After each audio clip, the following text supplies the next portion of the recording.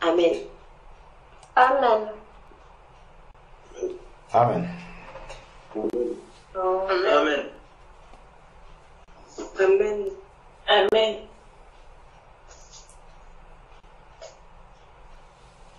Amen. Sœur Sandra, tu es avec nous?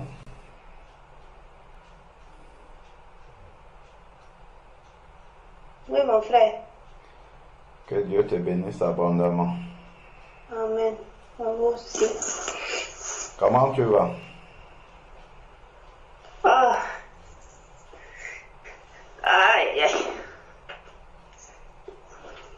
Dans quel sens, mon frère? Dans tous les sens. Bon, dans la santé, ça va. Gloire à Dieu. Dans la foi, hein, bon, ça va aussi un petit peu. Ça va, mais un petit peu. Hein. Alors, je vais lire un verset. C'est dans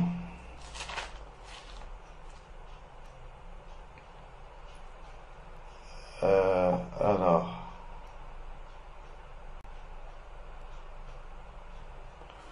c'est dans les épîtres de Jean.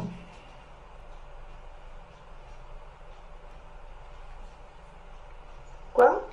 C'est dans les épîtres de Jean, c'est vers la fin. Alors, oui, c'est dans 3 Jean, verset 2. 3 Jean, verset 2.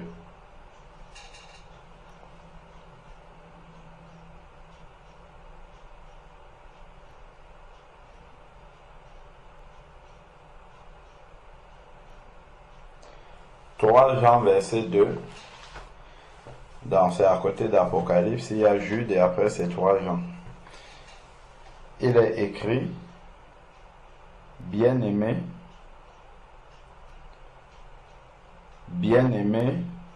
je souhaite que tu prospères à tous égards et que tu sois en bonne santé, comme prospère ton âme. Voilà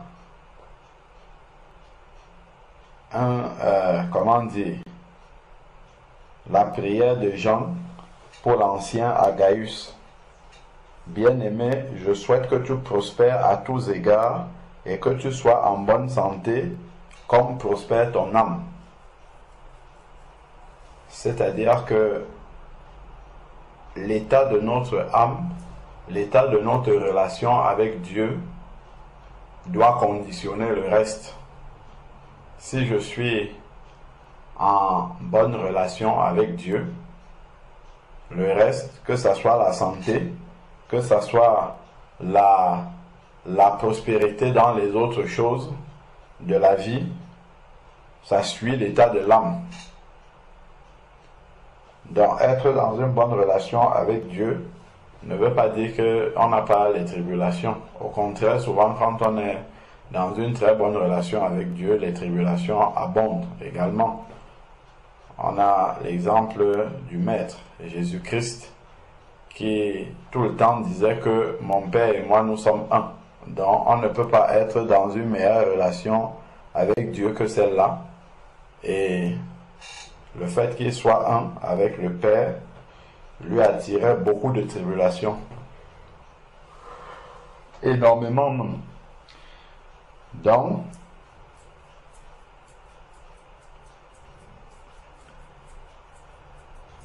tu es dans la joie maintenant, ma sœur, ou bien tu es dans la tristesse? C'est une question.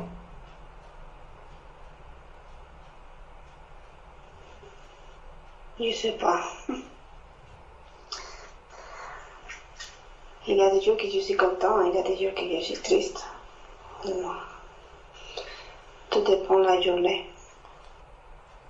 Quand tu es content, qu'est-ce qui te fait être dans la joie? Par exemple, aujourd'hui, David, j'étais vraiment étonné de ce comportement dans le parc. avant qu'on avait besoin de baskets pour courir devant lui. Et aujourd'hui, on n'a pas couru. Mais ça m'a fait rester vraiment que ça va aller. Ça me rassure que ça va aller. D'accord. Donc, David est un sujet de joie pour toi et aussi un sujet d'action de grâce parce que ça te montre de manière concrète que le Seigneur accompli. Amen. Et qu'est-ce qui te rend souvent triste? La sœur Marie, elle a déjà dit tout. Ah, elle a déjà dit tout. Ok. Viens avec moi dans le livre de Jacques. C'est toi qui vas lire. Jacques.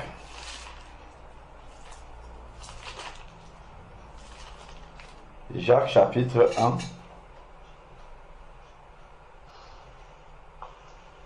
Du verset 2 au verset 4. Si tu peux lire, s'il te plaît. Jacques chapitre 1, verset 2 à 4.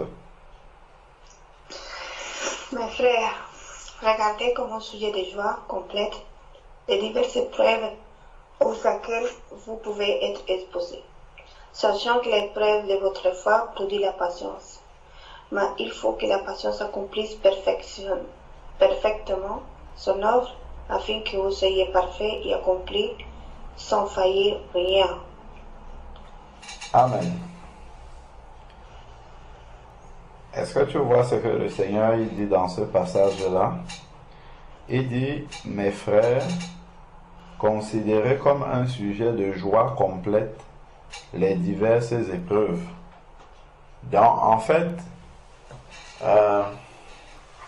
ce qui doit te donner la joie spirituelle, c'est vrai que le sujet de David est un sujet de joie dans le sens où tu vois la main du Seigneur accomplir sa promesse dans la vie de David. C'est ça qui est un sujet d'action de grâce et de joie. Et ici, le Seigneur dit de voir les diverses épreuves comme un sujet de joie complète. Donc, les diverses épreuves doivent te conduire par l'esprit. Ça fait mal à la chair, mais par l'esprit, c'est un sujet de joie complète. Ces différentes épreuves. Pourquoi? Non pas parce que l'épreuve est une chose agréable, mais parce que l'épreuve vient accomplir un travail spirituel dans ta vie. Il est dit ici, mes frères, considérez comme un sujet de joie complète les diverses épreuves que vous pouvez rencontrer.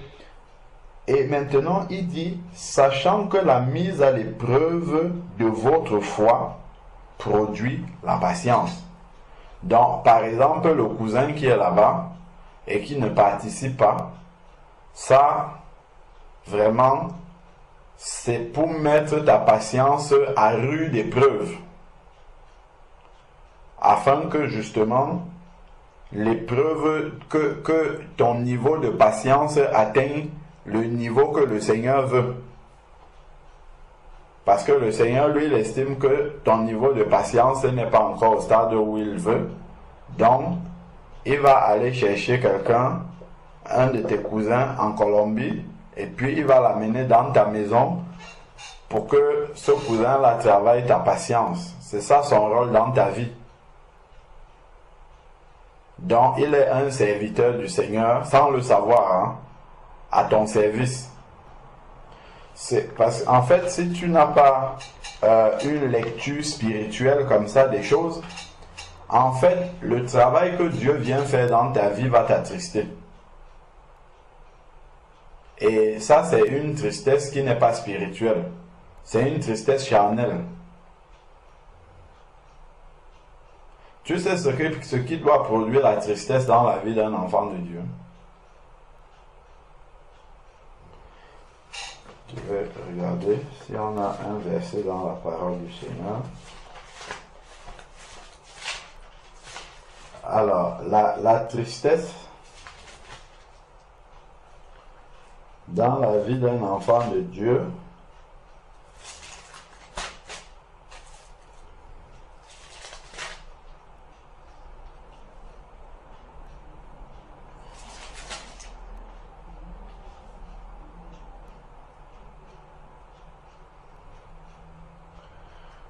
la tristesse d'un enfant de Dieu, en fait, est liée. La tristesse d'un enfant de Dieu est liée au fait que sa relation avec Dieu n'est pas bonne. C'est lorsque il a fait quelque chose qui ne glorifie pas Dieu. C'est ça qui doit attrister un enfant de Dieu. Ce n'est pas parce qu'il y a un obstacle dans sa vie, une épreuve. Loin de là. L'épreuve, elle produit la joie, comme on a lu dans Jacques, et la tristesse arrive lorsque on n'a pas marché comme Dieu veut. Et il est dit que la tristesse, selon Dieu, produit la repentance. Si quelqu'un trouve ça, je crois que c'est dans 2 Corinthiens. C'est ça la tristesse selon Dieu. Mais si c'est une autre forme de tristesse, la tristesse dont tu parles là, ça en fait, c'est une tristesse qui est selon la chair. Ce n'est pas selon... 2 Corinthiens 7, frère. 10. Merci beaucoup. 2 Corinthiens chapitre 10. Ok. Chapitre 7, verset 10. Ah, merci beaucoup. 2 Corinthiens 7, 10. Voilà. Merci beaucoup. 2 Corinthiens 7, 10. En effet, la tristesse selon Dieu produit la repentance qui mène au salut et l'homme ne regrette pas. Tandis que la tristesse du monde produit la mort. Tu vois, il y a une tristesse qui est selon Dieu et il y a une tristesse qui est selon le monde. Celle que tu as présentée, c'est une tristesse qui est selon le monde. Tu sais pourquoi? Parce que la Bible dit ici qu'elle produit la mort. Tu sais en quoi est-ce que la mort, je vois un peu la mort dans la manière dont ça s'est manifesté. C'est que tu as une tristesse dans le cœur et Satan ferme ta bouche pour que tu ne l'ouvres pas au milieu de l'assemblée des saints, afin que tu gardes cette tristesse-là dans ton cœur et que ça ait une influence négative dans ta communion avec Dieu. Parce que si tu es dans cet état-là, tu ne peux pas prier avec ferveur devant le Seigneur. Tu ne peux pas prier vraiment avec consécration, concentré. Tu ne peux même pas prier avec assurance, avec foi devant le Seigneur. Et c'est en ce sens que ça produit la mort. Ça produit la mort spirituelle. La tristesse selon la chair. La tristesse selon le monde, comme c'est dit. Par contre, quand c'est la tristesse selon Dieu, la tristesse selon Dieu, comme on a dit, elle est produite lorsque tu as fait quelque chose qui n'est pas à la gloire de Dieu. Quand tu sens que vraiment ce que tu as fait, c'est pas comme ça que Dieu aurait voulu que tu agis. Ça te rend triste. Et ça pousse à quoi? Ça pousse à te repentir, à demander pardon à Dieu parce que tu as fait quelque chose qui ne le glorifie pas. Et donc, la repentance, c'est abandonner et puis changer. Donc, ça t'amène vers le haut. La tristesse selon Dieu. Parce que déjà, la source même de la tristesse selon Dieu, c'est par rapport à ta communion avec le Seigneur. Ce n'est pas par rapport à quelque chose, une relation qui est ici sur la terre et qui ne va pas comme on veut. Surtout que lorsque tu vas faire une bonne lecture spirituelle de cette relation-là, ça te montrera au final que cette personne-là ou ces choses-là qui t'arrivent et qui font mal à ta chair sont laissées par le Seigneur pour travailler quelque chose dans ton caractère, pour travailler quelque chose dans ta marche avec lui, pour te former. Ça se trouve, le Seigneur est en train de te former à un service pour lequel il va t'utiliser plus tard dans le corps de Christ. Et donc, si tu as passé le temps à t'attrister, dans une formation que Dieu te donne pour te diplômer à la fin, c'est un peu... je ne sais pas si tu vois, tu entres dans une formation, c'est une formation où tu auras un grand diplôme à la fin, mais tu passes toute la durée de la formation à pleurer. Tu passes toute la durée de la formation à dire pourquoi c'est moi qu'on a choisi pour envoyer dans une grande formation comme ça. Pourquoi est-ce qu'on veut me donner un grand diplôme comme ça? Et tu pleures. En fait, c'est ça. Donc, Dieu te choisit une belle formation, une bonne formation qui correspond bien à un bon diplôme qu'il veut te donner à la fin, parce que à la suite de ce diplôme-là, il va te donner un grand travail. Tu seras directrice d'entreprise, chef d'entreprise, peut-être même ministre dans le travail du Seigneur. Hein. Ce n'est pas selon les hommes. Si tu te rappelles, une fois on avait partagé sur le curriculum vitae spirituel, les caractéristiques spirituelles que Dieu lui regarde pour pouvoir utiliser quelqu'un à son service. Si tu te rappelles, les épreuves font partie de ton CV, le CV spirituel, pour que Dieu valide ta candidature pour un service. Dans l'avancement du royaume de Dieu, il regarde le CV. Là-dessus, il regarde la manière dont tu passes les épreuves. Donc, si tu as fui toutes les épreuves, ou tu t'es attristé sur toutes les épreuves, donc ça ne pourra pas faire partie de ton CV. Parce que ce qu'on met sur le CV en général, c'est ce qu'on a réussi. Donc, souvent, les gens, ils mettent leur diplôme, j'ai eu tel diplôme, tel diplôme, tel diplôme. C'est parce qu'ils ont passé ces diplômes-là. Je ne pense pas qu'il viendra à l'esprit de quelqu'un de mentionner sur son CV un diplôme qu'il a échoué. Il met là, je ne sais pas moi, baccalauréat, et puis il met à côté échec. Non, s'il met ça sur son CV, c'est parce qu'il a réussi. Et donc, le Seigneur utilise tout cela pour pouvoir nous former. Et les épreuves de chacun, il ne faut pas se plaindre de ces épreuves, il ne faut pas pleurer sur ces épreuves, parce que si tu pleures sur tes épreuves, ça veut dire que Dieu s'est trompé. C'est comme si Dieu, il te voit, tu es encore à la maternelle, il vient, il t'apporte une épreuve de l'université. Oui, là, si on apporte l'épreuve d'université à un enfant de maternelle, s'il est conscient même de ce que ça veut dire, il va se mettre à pleurer parce que ce n'est pas son niveau. Or, la Bible nous dit bien dans 1 Corinthiens, chapitre 10, verset 13, qu'il ne nous est survenu aucune tentation qui ne soit humaine, dans aucune épreuve qui ne soit supportable par nous. Le Seigneur, il dose l'épreuve et il donne le moyen de s'en sortir. Et nous savons déjà qu'il a la solution. Donc maintenant, c'est de se mettre à genoux, et au lieu de pleurer, c'est de demander au Seigneur, Seigneur, pourquoi tu as permis cette épreuve dans ma vie? Qu'est-ce qui doit être travaillé? Qu'est-ce qui n'est pas encore au niveau que tu veux, afin que je puisse être bien formé, bien solide pour pouvoir travailler à ton service? Ou alors tous les engagements que tu as pris et où tu n'as pas eu de reconnaissance. Tu as accueilli, je ne sais pas, les saints, tout ça sans avoir de reconnaissance. Tu sais ce que ça révèle, ma soeur? Ça veut dire que quand tu faisais ça, tu attendais une reconnaissance humaine. C'est ce que Dieu est en train de te révéler. Hein?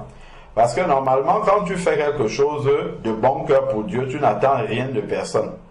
Tu fais pour Dieu. Si on t'insulte même à la fin, tu dis gloire au Seigneur.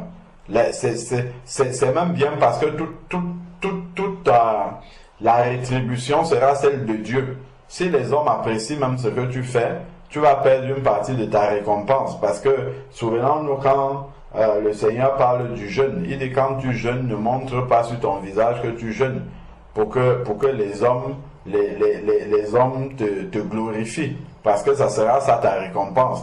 De la même manière, quand les hommes ils commencent à apprécier ce que tu fais, ça diminue ta récompense, parce que ça là, c'est déjà une récompense. Donc, effectivement, Dieu, il t'enseigne au travers, si ça te fait mal qu'il n'y ait pas eu de reconnaissance sur tout ce que tu as fait les choses de bon cœur et tout ça, s'il n'y a pas de reconnaissance et que ça te fait mal, le Seigneur te montre que quelque part, en fait, il faut que quand tu fais quelque chose, que tu oublies les gens qui sont au bénéfice de ce que tu as fait et que tu regardes seulement à lui, au Seigneur.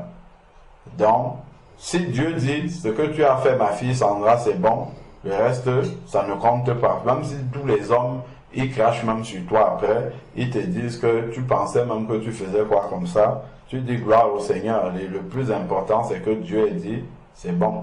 Parce que je faisais ça pour Dieu, je ne faisais pas ça pour quelqu'un d'autre.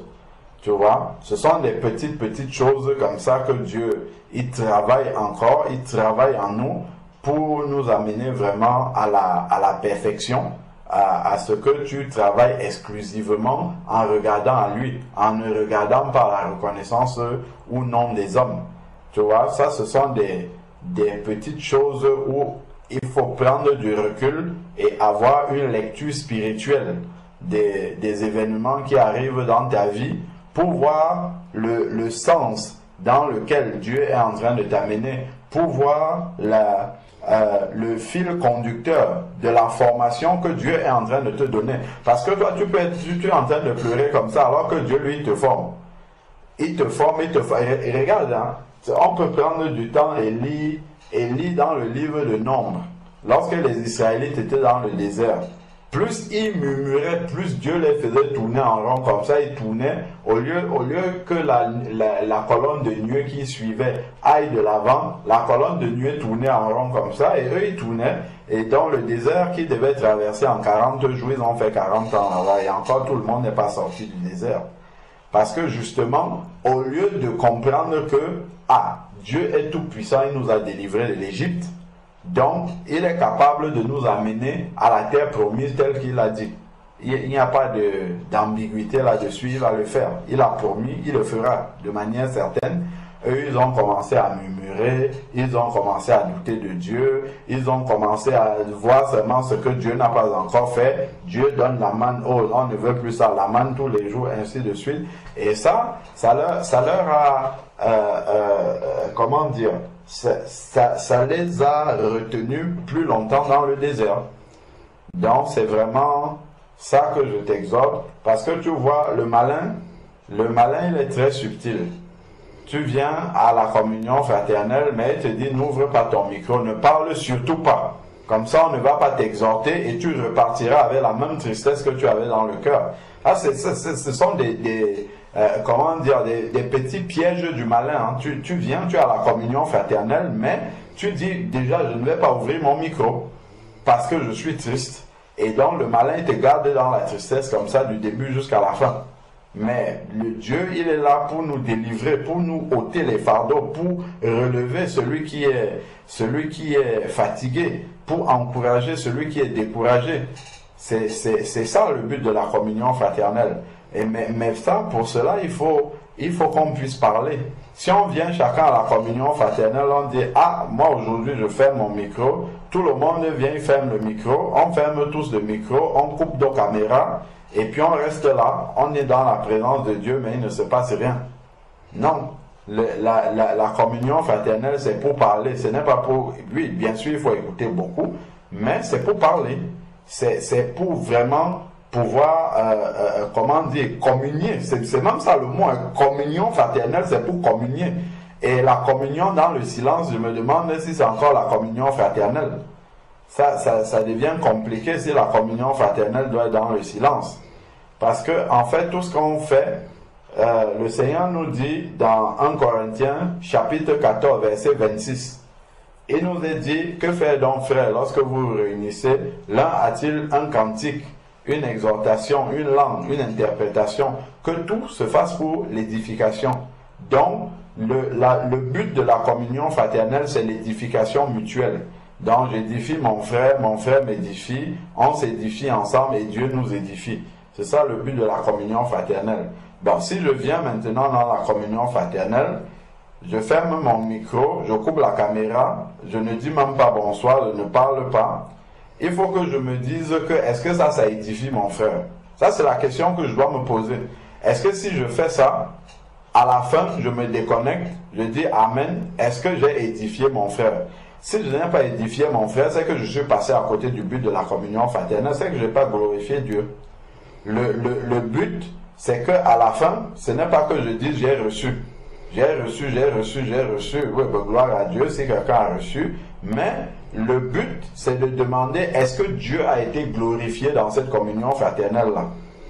Est-ce que Dieu a été glorifié? C'est-à-dire, est-ce que quand on vient à la communion fraternelle comme ça, chacun vient avec ce qu'il a à donner à ses frères, à ses sœurs. Il vient et il apporte ça, et puis ses frères et ses sœurs en bénéficient.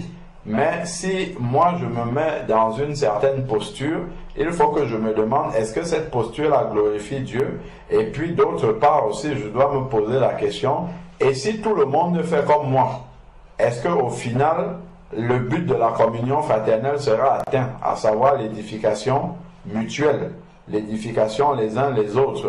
Est-ce que si tout le monde fait comme moi, parce que la communion, je dois toujours considérer que la communion fraternelle, bien qu'elle dépende de nous tous, mais dans ma tête, pour pouvoir me booster, je dois considérer que la réussite de la communion fraternelle ne dépend que de moi. Ça ne dépend que de mon attitude. Donc je ne vais pas venir en comptant sur frère Georges, en comptant sur sœur Florence ou sur frère Sébastien. Non, je viens en comptant sur Dieu et que Dieu peut m'utiliser pour pouvoir faire le travail. Donc c'est dans ce but-là que je dois aller. Donc si je dis déjà qu'aujourd'hui je ne vais pas ouvrir mon micro, c'est-à-dire que j'interdis au Saint-Esprit de m'utiliser aujourd'hui. Je dis Saint-Esprit, je m'en vais à la communion fraternelle, mais je t'interdis de m'utiliser aujourd'hui. Il ne faut pas que tu tentes de me donner quelque chose pour l'église, parce que moi j'ai décidé de ne pas parler aujourd'hui. Tu vois, ça ce sont des petites, comment dire, ce sont des petites ruses de l'ennemi qu'il utilise pour que la communion fraternelle ne nous soit pas bénéfique. Que nous soyons dans la communion fraternelle, mais au final, ça sera juste pour dire j'ai été dans la présence de Dieu. Mais je n'aurais pas été dans l'attitude que le Seigneur recommande dans sa parole, la manière dont il définit comment la réunion des saints doit se passer. Je n'aurais pas été dans la présence de Dieu, dans cette attitude-là. Et le malin, il se réjouit beaucoup de ça.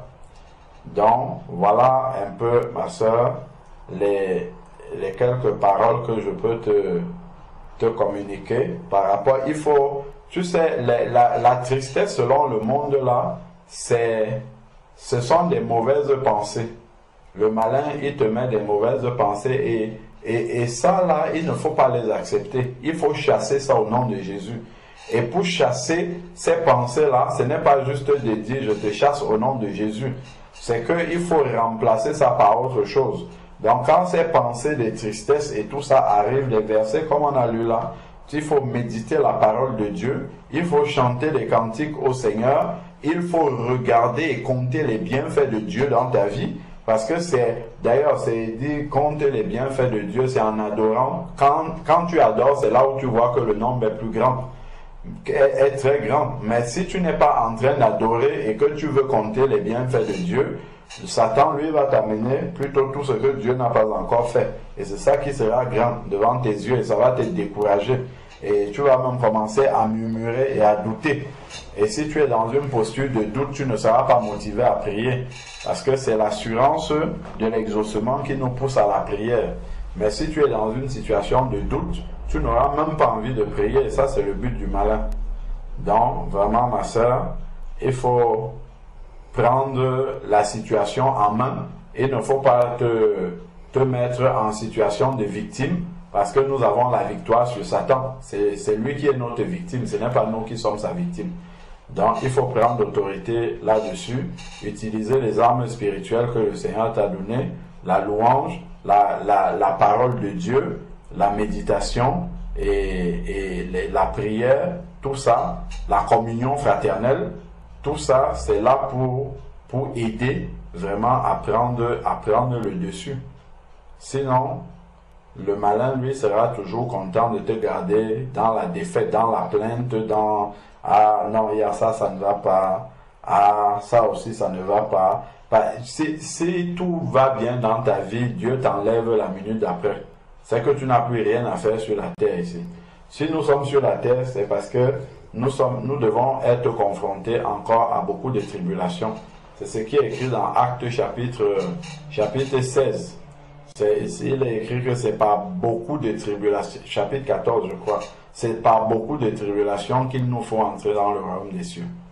Donc, comme la sœur Nadia, je crois, disait dans sa prière, la vie du Seigneur Jésus-Christ a été parsemée de tribulations. Les premières tribulations du Seigneur Jésus-Christ ont commencé dès sa naissance. Sa naissance, c'était déjà dans les tribulations. Il n'est pas né dans la ville où ses parents vivaient, il fallait qu'il aille naître dans une autre ville où il n'avait pas de maison. Et donc, là où on ne voulait pas l'accueillir, on l'a accueilli au milieu des animaux, dans l'étable misérable. Donc, il est arrivé déjà dans une situation de tribulation. Ces tribulations ont commencé dès la naissance. Et après, Hérode a voulu tuer tous les enfants pour pouvoir tuer Jésus-Christ. Donc voilà encore une deuxième tribulation, étant bébé. Donc étant bébé même, ne pouvant même pas parler, il avait déjà les tribulations. Et ça nous montre vraiment le chemin du disciple. Parce que lorsque Jésus est né, la naissance de Jésus-Christ, la Bible nous dit qu'il est né selon la puissance, enfin il est né par la puissance du Saint-Esprit. Donc de la même manière que la nouvelle naissance spirituelle que nous expérimentons lorsque nous rencontrons le Seigneur, c'est une naissance spirituelle et donc c'est à l'image de la naissance physique de Jésus-Christ. Parce que Jésus-Christ, lui, n'est pas né d'un père et d'une mère classique de manière génétique comme nous. Lui, il est né par la puissance du Saint-Esprit, exactement comme la nouvelle naissance. Donc, la naissance de Jésus-Christ est l'image de la nouvelle naissance. Et là, dans cette image de la nouvelle naissance, il nous est dit immédiatement que Jésus-Christ, lui, il est né dans les tribulations. Pas de place pour lui, il est dans un état misérable, Hérode veut le tuer et ainsi de suite. Donc nous aussi, dès la nouvelle naissance, immédiatement, on embrasse les tribulations parce que nous avons embarqué Jésus-Christ avec nous et le monde en veut à Jésus-Christ. C'est ce qu'il dit dans sa parole dans Matthieu 10. Si le monde m'a haï, vous haïront aussi. Le monde était d'accord avec notre sœur Hélène tant qu'elle n'était pas passée dans les eaux du baptême. Dès qu'elle a envoyé la vidéo de son baptême au monde, voilà maintenant que les gens se sont dressés. Ah bon, c'est le chemin là que tu as pris, ainsi de suite. Et là, les tribulations commencent parce qu'elle a pris Jésus-Christ avec elle et le monde est contre Jésus-Christ. Donc dès que tu embrasses Jésus-Christ, le monde devient contre toi aussi. Et là, tant que tu ne laisses pas Jésus-Christ de côté, le monde aura des tribulations contre toi, enfin, aura une dent contre toi, et ça va engendrer des tribulations, et Dieu va laisser arriver ces tribulations, comme pour Jésus-Christ.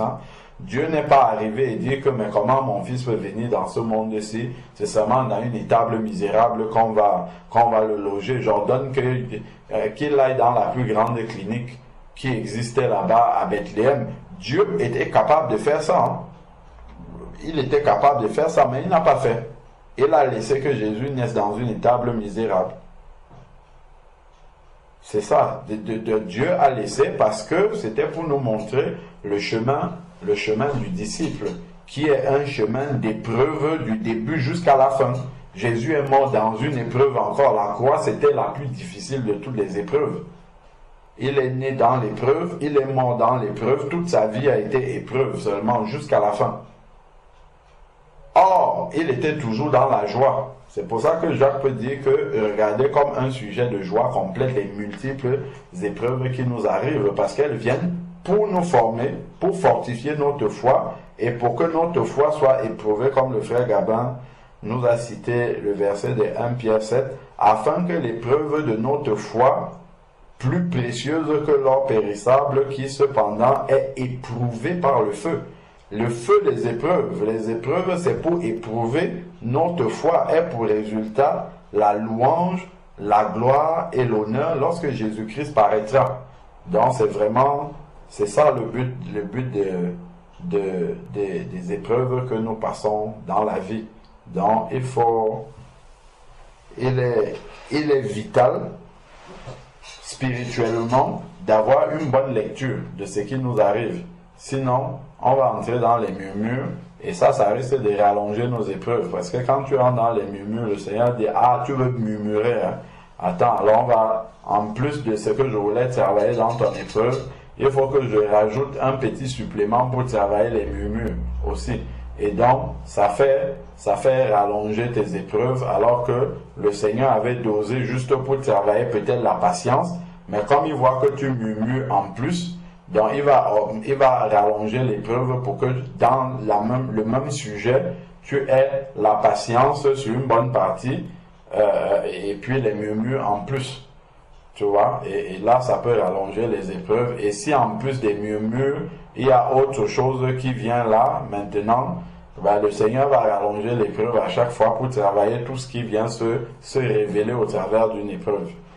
Donc, voilà, ma sœur, que Dieu te fortifie et te donne de discerner toujours au travers de ce que tu vis, le travail que le Seigneur est en train de faire et ce qu'il veut faire dans ta vie. Amen. Amen, mon frère. Amen. Amen. J'ai bien compris ce que tu voulais me dire, mon frère. Amen. C'est simplement, je ne suis pas fidèle dans ma petite épreuve. Je ne serai pas fidèle dans ma grande épreuve. Je serai ingrat avec son bon frère. Gloire à Dieu si tu as compris, ma sœur. Que Dieu te bénisse et qu'il te fortifie. Amen. Amen. Merci. Amen. Merci.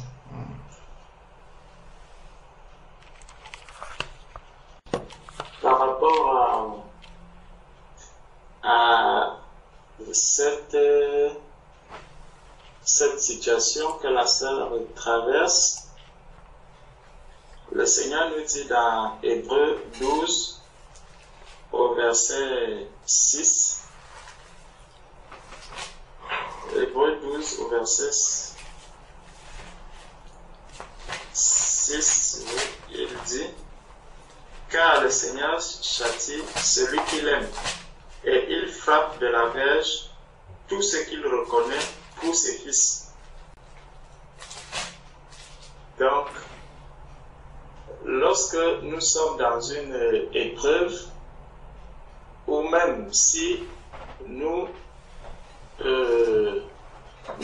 considérons, si nous ne considérons pas la situation dans laquelle on se trouve comme une épreuve, mais qu'on la prenne comme un châtiment, le Seigneur vient toujours nous rappeler que tout ça c'est toujours par amour pour nous. Donc que ce soit l'épreuve ou que ce soit le châtiment, tout ça contribue vraiment à notre formation. Et le frère disait que justement ce cousin peut se retrouver dans la vie et qui travaille notre patience. Ce cousin est un serviteur de Dieu. Effectivement, il est un serviteur de Dieu et on le voit au travers de la parole que Dieu donne concernant Nebuchadnezzar.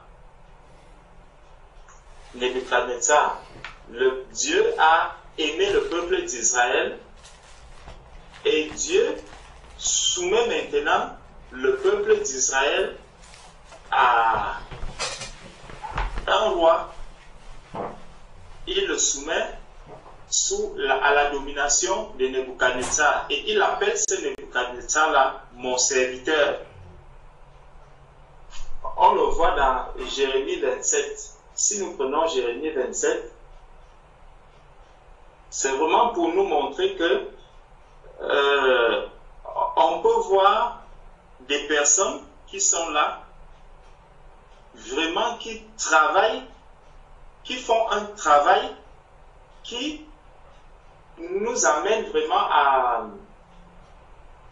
comme on peut dire, un travail qui peut me mettre dans tous mes états. Un travail qui peut me mettre dans tous mes états, ça peut être quelqu'un qui vraiment me pousse à une patience extrême ou quelqu'un qui va me pousser vraiment à un renoncement total, à comprendre que effectivement je ne suis rien. Ça peut être peut-être mon épouse qui travaille mon caractère, qui travaille en moi un certain caractère, ou qui m'amène vraiment à me rabaisser. Ou même un mari qui vraiment t'amène à te regarder comme si tu n'étais vraiment rien. Et ça, ce n'est pas des situations qui sont faciles à comprendre. Souvent, on se demande, mais qu'est-ce que j'ai même fait pour que je puisse mériter cela? Pourtant, je fais tout ce que je peux, mais comment est-ce que je n'arrive à avoir aucune considération de telle ou telle personne? Quand on regarde le peuple d'Israël, certainement le peuple d'Israël, lui, il a péché. Il a péché contre Dieu, mais Dieu manifeste tellement d'amour envers ce peuple que même quand il l'envoie en captivité, il l'envoie dans cette captivité, mais tout en manifestant toujours l'amour à ce peuple. Et c'est ça qui est impressionnant avec le Seigneur. C'est que même quand le Seigneur va châtier son enfant, même quand le Seigneur va t'amener dans une situation que tu ne comprends même pas, où tu peux avoir tendance à perdre les repères, à perdre les pédales, la main du Seigneur est toujours là. Les promesses du Seigneur restent toujours valables et il continue de veiller sur toi, même dans cette circonstance qui est les plus difficiles. Donc dans Jérémie 27, au verset 6,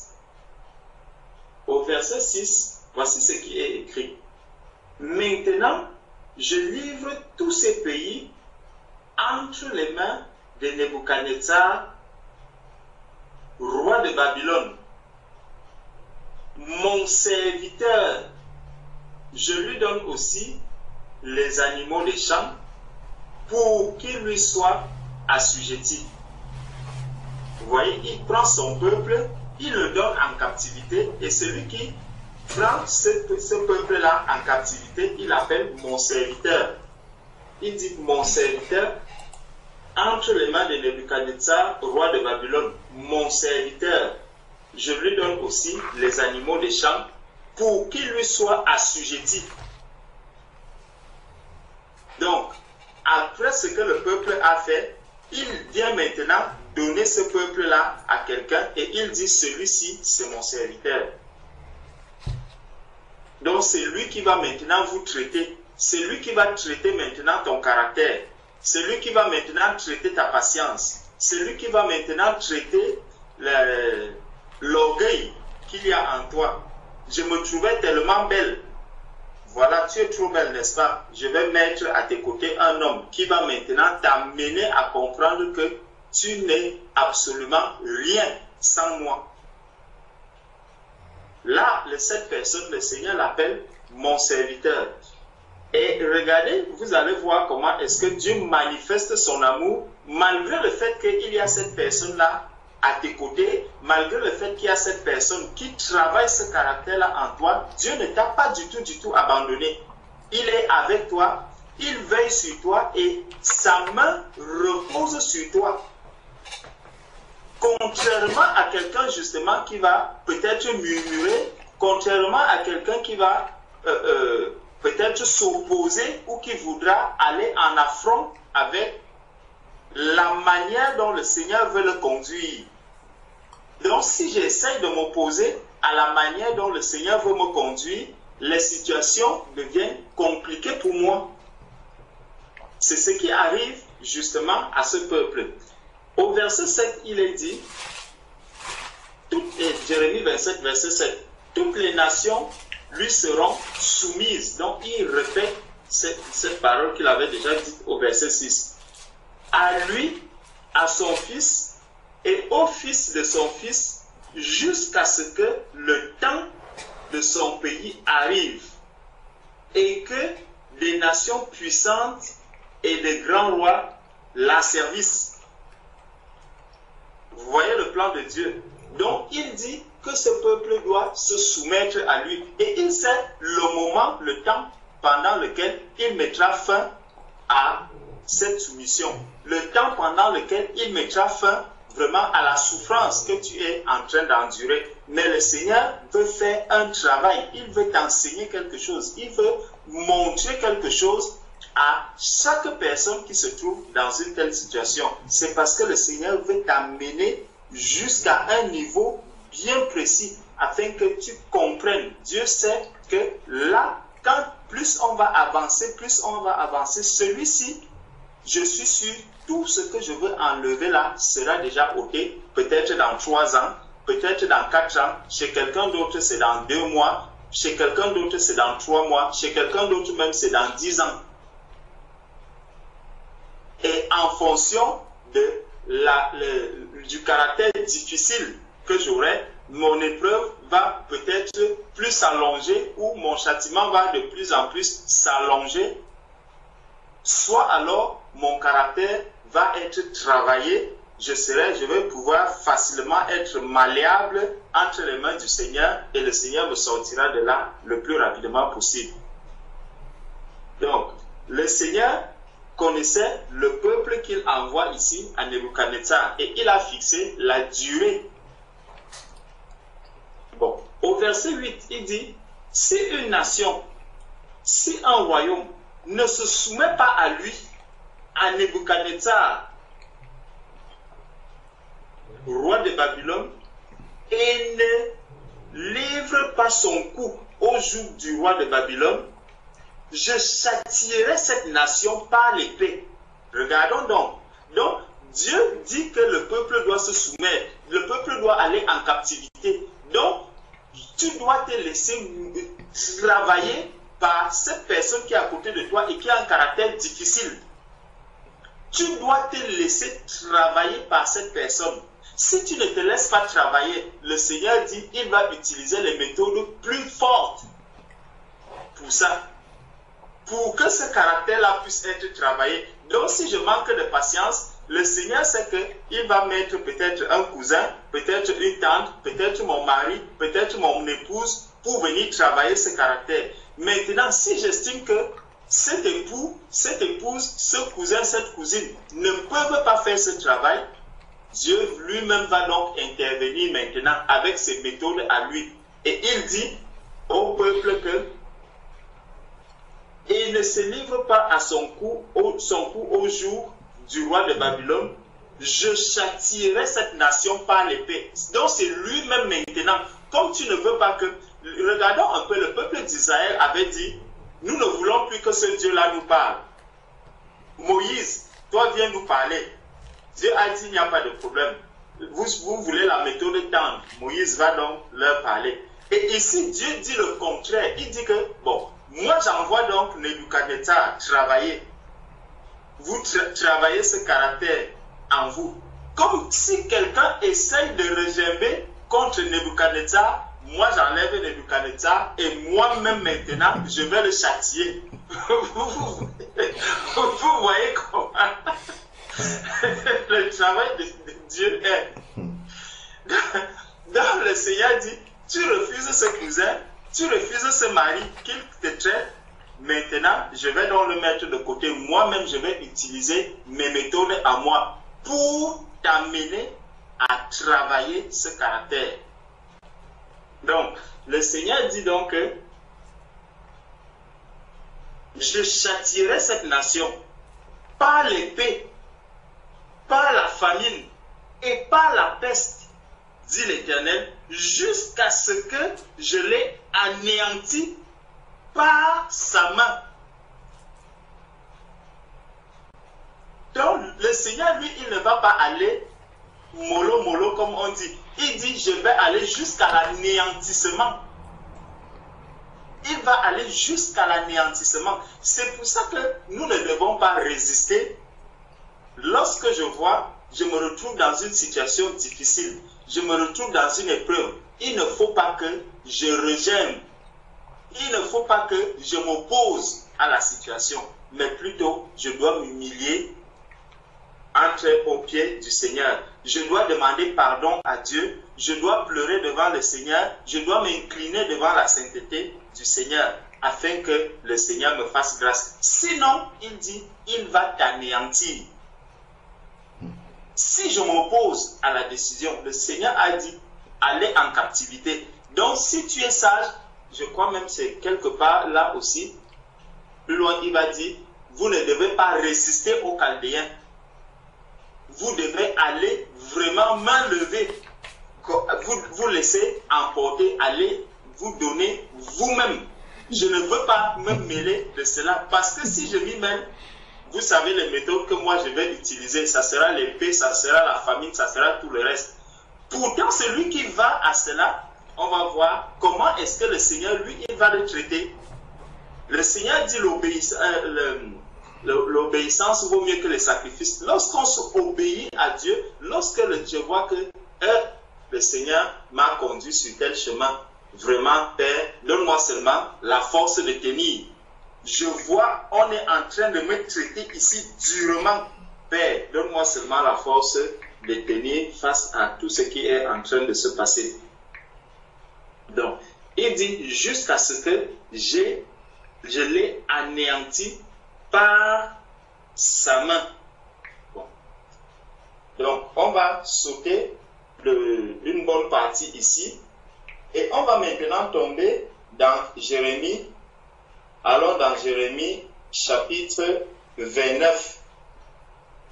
Dans Jérémie chapitre 29. Voici ce que le Seigneur dit. Voici le contenu de la lettre que Jérémie le prophète envoya de Jérusalem au reste des anciens en captivité. Regardez donc ceux qui ont obéi à Dieu, ceux qui ont compris que non, le Seigneur a dit nous irons en captivité. Je me laisse conduire dans cette captivité. Le Seigneur a mis son serviteur à côté de moi pour traiter mon caractère, pour m'amener à l'obéissance, pour m'amener à la soumission, pour travailler ma patience, pour enlever l'orgueil qu'il y a en moi, pour ôter ce mauvais caractère qui est en moi, pour enlever la bouche qui n'arrive pas à se tenir à carreau, qui n'arrive pas à ne pas dire, à ne pas trop bavarder. Il y a quelqu'un qui travaille cela en moi. Comme je veux donc m'opposer, le Seigneur dit, moi-même je vais le traiter. Si je me laisse maintenant traiter par un homme, par celui que le Seigneur a placé à côté de moi, regardez comment son amour va se manifester. Il dit, voici le contenu de la lettre que Jérémie le prophète envoya de Jérusalem au reste des anciens en captivité, aux sacrificateurs, aux prophètes et à tout le peuple. Et là, le Seigneur ne fait exception de personne. Toute personne. Donc, ce n'est pas que c'est tel frère seulement qui va se retrouver dans cette situation. C'est telle sœur seulement. C'est telle personne qui est plus affermie. C'est lui, il sera épargné. Non. Nous passons tous par des moments difficiles. Nous passons tous par les épreuves. Nous passons tous par les châtiments. Tous, nous passons tous par ces moments-là. Pendant que nous sommes ici sur la terre, le Seigneur dit, je châtie celui que j'aime. Il dit, je vais éprouver. Nous passons tous par ces épreuves. Et le traitement du Seigneur ne va pas différencier, ne va pas varier en fonction de la tête de X ou la tête de Y. Non. C'est pour ça qu'on nous dit ici, on nous montre ici tous ceux qui se sont soumis, tous ceux qui ont obéi au commandement de Dieu. Il dit, voici le contenu que Jérémie le prophète envoya de Jérusalem au reste des anciens en captivité, aux sacrificateurs, aux prophètes et à tout le peuple que Nebuchadnezzar avait amené captif de Jérusalem à Babylone. Après que le roi Jéconia, la reine, les eunuques, les chefs de Juda et de Jérusalem, les charpentiers et les serruriers furent sortis de Jérusalem, il est remis à Éléazar, fils de Shaphan, et à Gemaria, fils de Ikidja, envoyé à Babylone par Sédécias, roi de Juda, auprès de Nebuchadnezzar, roi de Babylone. Elle était ainsi conçue.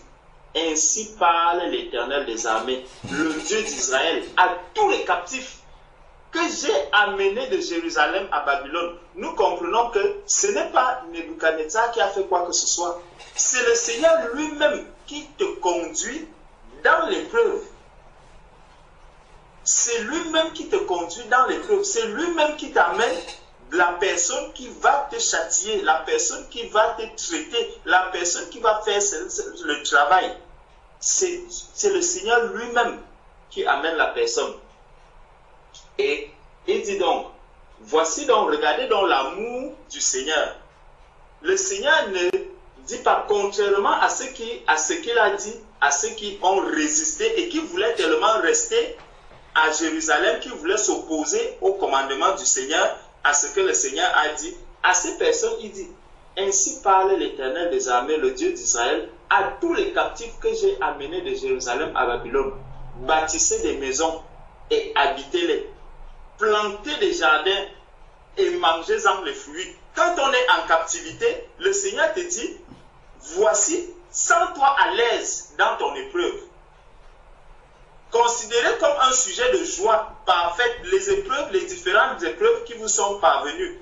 Donc, sens-toi à l'aise dans ton épreuve. Bâtis-toi des maisons dans l'épreuve. Mets-toi vraiment à l'aise dans cette épreuve que tu es en train de traverser. Bâtissez des maisons et habitez-les. Plantez des jardins et mangez-en le fruit. Prenez des femmes et engendrez des fils et des filles. Prenez des femmes pour vos fils et donnez des maris à vos filles afin qu'elles engendrent des fils et des filles. Multipliez là où vous êtes et ne diminuez pas. Recherchez le bien de la ville où je vous ai mené en captivité et priez l'Éternel en sa faveur parce que votre bonheur dépend du sien. Regardez là où il va maintenant dire au peuple de prier l'Éternel. Donc quand tu t'es soumis, quand tu as dit Seigneur, je suis dans l'épreuve, je comprends que je traverse cette situation qui est difficile. Pendant ce moment, prie le Seigneur. Reste au pied du Seigneur. Prie le Seigneur. Écoute ta prière. Et quoi, quelque part même, c'est un peu plus loin qu'il va le dire. Il dit priez, je vais écouter vos prières. Parce que vous avez obéi, parce que tu as compris que Seigneur, je suis un disciple. Le disciple n'est pas plus grand que son maître. Mon maître a emprunté ce chemin. Moi aussi, je suis en train d'emprunter ce chemin. Et je ne suis pas dans ce chemin parce que s'il y a eu une faute, alors là, je suis châtié, je me retrouve dans ce chemin. Mais même dans le châtiment, le Seigneur a dit que c'est par amour qu'il te châtie. Donc, il va toujours te manifester son amour, même dans ce châtiment. Et si c'est le cas d'une épreuve, alors je dois savoir que le Seigneur est toujours avec moi dans cette épreuve. Donc, si je me mets maintenant à murmurer, à contester l'épreuve, le véritable problème se pose. C'est que je suis en train de contester la manière dont le Seigneur veut me conduire. Je suis en train de vouloir m'opposer au chemin que le Seigneur veut me faire emprunter. Il dit, car ainsi parle l'Éternel des armées, le Dieu d'Israël. Ne vous laissez pas tromper par des prophètes qui sont au milieu de vous et par vos devins. N'écoutez pas vos songeurs dont vous provoquez les songes, car c'est le mensonge qu'ils vous prophétisent. En mon nom, je ne les ai... Bon. Mais voici ce que dit l'Éternel. Dès que 70 ans seront écoulés pour Babylone, je me souviendrai de vous et j'accomplirai à votre égard ma bonne parole en vous ramenant dans ce lieu. Donc, il y a un moment où le Seigneur dit, là, c'est bon. On a déjà tellement travaillé ton caractère. Je constate que le caractère a déjà bien été travaillé. Tu t'es vraiment senti dans dans ce lieu comme je le désirais, comme je le voulais, alors je mets fin à cela. Maintenant, je te ramène. Dit, car je connais les projets que j'ai formés sur vous, dit l'Éternel, projets de paix et non de malheur, afin de vous donner un avenir et de l'espérance. Donc, le Seigneur ne nous conduit pas dans une épreuve sans qu'il ne sache où est-ce qu'il nous amène. Non. Si le Seigneur nous fait passer par une épreuve, il sait là où il veut nous amener. Il sait le chemin par lequel il veut nous passer. Et il sait quand est-ce que nous allons arriver. Parce que je peux me dire, bon voilà, pourquoi est-ce que telle personne me fait souffrir autant? Pourquoi est-ce que telle personne, lui, il est là, il ne fait rien à côté de moi? C'est moi qui donne l'argent, c'est moi qui donne à manger, c'est moi qui donne le lit, c'est moi qui donne ceci. Mais en retour, je ne reçois rien de bon, aucune reconnaissance, aucune ceci. Tout cela, quand je commence à parler de la sorte, le Seigneur dit, ah, tu veux le faire sortir, un jour tu es tellement fâché, tellement énervé, tu dis, sors de chez moi. Le jour où tu dis, sors de chez moi, le Seigneur dit, ok, tu ne veux pas de mon serviteur à tes côtés, moi-même, je récupère la chose. Là, toi, tu ne pourras pas me chasser. Je suis omniprésent, omniscient, donc, nulle part tu ne pourras fuir devant ma face. Le traitement va donc être plus dur. Il dit jusqu'à l'anéantissement. Là, il va chercher seulement à t'anéantir. Donc, pour éviter d'être anéanti, je dois laisser, quand je regarde comment la personne même dont je prends soin, il finit même de manger, il laisse le plat sur la table. Je lui dis, mais est-ce que tu ne peux même pas débarrasser? Attends, ce n'est pas parce que tu m'as donné à manger que tu me demandes aussi de débarrasser le plat. Là, je sens encore comment ma tension va encore monter davantage. Je vais encore monter d'un cran pour lui dire même vomir la nourriture que tu as mangée. Le Seigneur te dit non, dans ces conditions, comprends que le combat est en train d'être très élevé. Tu enlèves le plat, tu vas poser et tu commences seulement à prier pour la personne. Donc, comprenons comment difficile que nous traversons. Et quand on regarde, c'est à ce peuple-là que le Seigneur va dire par la suite que voici, je lui donnerai la guérison et la santé. Là, c'est au chapitre 33. Il continue maintenant à faire des grandes promesses à ce peuple-là qui s'est soumis. Donc, nous devons vraiment apprendre dans les épreuves. Je nous assure, le message sur les épreuves est très important. Il nous permet vraiment de grandir. C'est dans les épreuves que nous grandissons. C'est dans les épreuves, les châtiments que l'on comprend et que l'on reçoit vraiment les merveilles du Seigneur. Le caractère de Christ vraiment se forme en nous. Parce que quand on voit au chapitre 33, c'est à ce peuple-là que le Seigneur va dire, je connais, je ramènerai les captifs de Juda et les captifs d'Israël et je les rétablirai comme autrefois. Je les purifierai de toutes les iniquités qu'ils ont commises contre moi. Je leur pardonnerai toutes les iniquités par lesquelles ils m'ont offensé. Ça, c'est déjà au verset 8 du chapitre 33. C'est à ce peuple qui s'est soumis, qui a compris que, Seigneur, vraiment, tu châties par amour. Seigneur, quand je suis dans l'épreuve, je comprends que vraiment tu es avec moi. Je cherche maintenant ta face. Je commence à prier dans ces moments difficiles. Je reste au pied du Seigneur. Je m'abandonne tel que lui-même disait là que quand vous serez là-bas, ne vous demandez pas quand est-ce que je vais sortir, quand est-ce que je vais... Non, tu ne dois pas te préoccuper de la sortie. Préoccupe-toi de la situation dans laquelle, de l'épreuve dans laquelle tu te trouves. Préoccupe-toi de ça pour comprendre, recevoir toutes les leçons, tous les enseignements qui te sont utiles. Ce n'est pas quand est-ce que je vais sortir. Le Seigneur lui-même a fixé le moment de la sortie. Le moment de la sortie ne dépend pas mais ce n'est pas toi qui viendras le fixer, non. Le Seigneur lui-même sait quand est-ce que tu vas sortir. Mais reste dans cette épreuve. Réjouis-toi dans cette épreuve. Cherche davantage la face du Seigneur dans cette épreuve.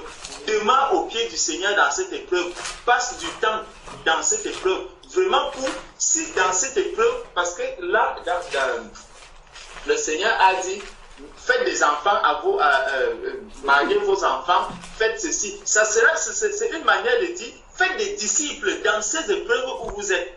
Vous devez arriver à faire des disciples, de sorte que lorsque tu arrives, tu commences à parler de l'épreuve dans laquelle tu te trouves.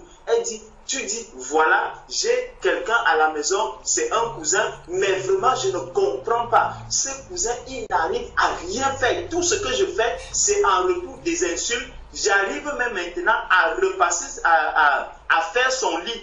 Le soir, quand il vient, parfois je le trouve sur le lit avec les pieds, les chaussures. Mais vraiment, je rends grâce à Dieu parce que je vois comment est-ce qu'avant j'étais colérique, avant j'étais tellement... si c'était avant, je l'aurais déjà mis dehors depuis très longtemps. Mais plus il fait ça, plus je comprends qu'il est encore loin du Seigneur. Et je prie beaucoup pour ce frère. Vraiment, mes frères et sœurs, priez pour lui. Je pleure au devant du Seigneur que le Seigneur l'aide vraiment à le connaître, à comprendre que l'amour ne se manifeste pas de la sorte, à comprendre que je suis sa sœur et que je ne dois pas être maltraité par lui, je ne dois pas faire. Quand tu fais cela, quand tu dis cela, ça devient un témoignage tellement puissant que des personnes, quand un païen entend cela, il voit comment est-ce que lui, il est totalement à l'opposé de ce que toi tu donnes comme témoignage, l'amour que tu manifestes à cette personne. Comment cette personne ne va pas se convertir? Comment cette personne ne va pas chercher la face du Seigneur? C'est pour ça que le Seigneur dit, mariez vos enfants, faites qu'ils fassent des enfants. Nous aussi faisons des disciples dans nos épreuves, au travers de nos épreuves. Que le témoignage qui sort des épreuves que je traverse, le témoignage qui sort de la manière dont je vis dans l'épreuve, la manière dont je vis au moment où le Seigneur est en train de me châtier, qu'en ce moment, des disciples puissent en sortir, que le témoignage soit tellement grand que cela amène des âmes vraiment à comprendre qu'il n'y a que Dieu qui peut faire cela dans la vie.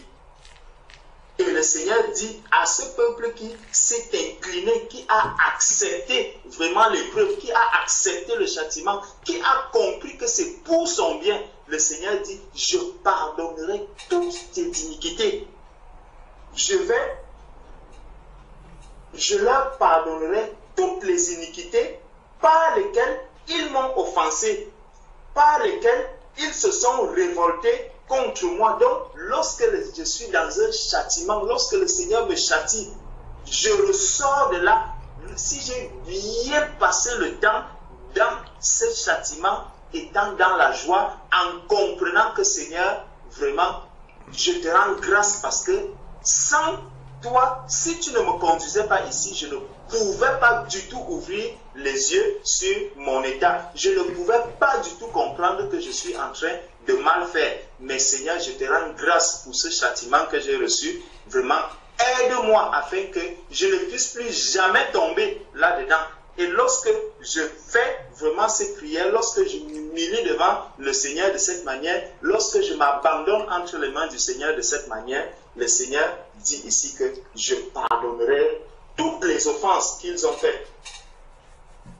Cette ville sera pour moi un sujet de joie, de louange et de gloire parmi toutes les nations de la terre. Parmi toutes les nations de la terre qui apprendront tout le bien que je leur ferai. Donc je sors d'une épreuve, ce n'est plus pour pleurer ou pour faire ceci. Non, j'en ressors grandi. Je ressors de là avec une médaille. Je ressors de là avec une décoration. Donc le Seigneur me décore au travers des épreuves que je traverse, au travers de la manière dont je sors du châtiment. Je peux être décoré, comme je peux aussi en sortir étant tellement dégradé. Donc j'avais même un grade au-dessus, on m'enlève encore ce grade-là. C'est le cas de ceux qui ne se sont pas soumis, qu'on a vu tout au début, où le Seigneur dit, moi-même je viendrai les anéantir. Mais quand j'ai accepté d'y entrer, j'en ressors vraiment grand. Elles seront étonnées et émues de tout le bonheur et de toutes les prospérités que je leur accorderai. De toutes les prospérités que je leur accorderai. Donc, au travers de tout cela, il y a des grandes promesses qui sont attachées aux épreuves. Ainsi parle l'Éternel, on entendra encore dans ce lieu dont vous dites, il est désert, il n'y a plus d'hommes, plus de bêtes. On entendra dans les villes de Juda et dans les rues de Jérusalem dévastées, privées d'hommes, d'habitants, de bêtes, les cris de réjouissance et les cris d'allégresse, les chants du fiancé et les chants de la fiancée, la voix de ceux qui disent « Louez l'Éternel des armées, car l'Éternel est bon, car sa miséricorde Dieu a toujours. » Donc ça c'est le prix, la récompense, la joie que l'on reçoit lorsqu'on sort du châtiment, lorsqu'on a réussi vraiment une épreuve, lorsqu'on a réussi, on est sorti d'un châtiment ou d'une épreuve vraiment, ayant bien compris ce qui s'est passé, ayant accompli vraiment ce que le Seigneur attendait de nous. Donc, vraiment, ma soeur, nous devons, pas seulement toi, ma soeur, mais nous tous, nous devons comprendre que lorsque on est dans une situation trouble, comme on dit souvent quand on est dans l'avion, on dit nous sommes en train de traverser des zones de turbulence. Donc lorsqu'on traverse les zones de grande turbulence, il faut davantage, et c'est là où on dit dans l'avion, on dit serrer les ceintures. Donc mettez les ceintures. Pendant les zones de grande turbulence, il faut mettre la ceinture, s'asseoir et se concentrer. Parce que ce n'est plus le moment, quand vous êtes debout dans l'avion, on vous dit non monsieur, allez vous asseoir. Là, nous allons nous engager dans une zone de grande turbulence. Donc, dans ces zones de grande turbulence spirituelle aussi, il faut qu'on serre les ceintures, qu'on se concentre bien et qu'on attende maintenant les ordres qui viendront de la cabine. Parce que la cabine va commencer à donner des instructions. Asseyez-vous, regardez, faites ceci. Déjà, on vous donne, et c'est ça, parce qu'au début du voyage, on va vous montrer comment est-ce qu'on va utiliser tout l'équipement qu'il nous faut. Et c'est cet équipement-là aussi que le Seigneur nous a donné. Toutes les armes spirituelles, elles vont nous être utiles durant cette traversée pour que nous en sortions vraiment bien grandis dans la joie et avec des réjouissances pour dire vraiment Dieu est bon. Parce que quand je vous assure, quand quelqu'un sort d'une épreuve, ayant bien compris, ayant bien reçu du Seigneur, il en sort toujours dans la joie, c'est toujours avec de la louange qu'on ressort de là. On ne ressort pas d'une épreuve. Si quelqu'un ressort d'une épreuve, la tête baissée, c'est qu'il a perdu l'épreuve. C'est qu'il en pleure. Mais quand on ressort d'une épreuve qui a peut-être duré longtemps, tu vois comment l'épreuve dure longtemps. Tu vois comment elle dure, elle dure, elle dure. Le jour où tu sors de cette épreuve, vraiment ce n'est que des louanges. C'est une joie immense qui t'envahit. Donc, vraiment, rendons grâce à Dieu pour toutes les épreuves que nous passons, pour tout le moment où nous avons été châtiés, parce que cela témoigne encore de l'amour du Seigneur. Ceux qui sont dans les zones de grande turbulence, vraiment, tenons bon. Ceux qui n'ont pas encore connu ces moments de grande turbulence, vraiment, priez pour nous, afin que nous ayons la force, vraiment, de bien serrer les ceintures et qu'on reste concentrés. Nous aussi, nous prions pour ceux qui auront à traverser aussi ces moments de grande turbulence, peut-être demain. Que le Seigneur vous bénisse. Amen. Amen. Amen. Amen. Amen.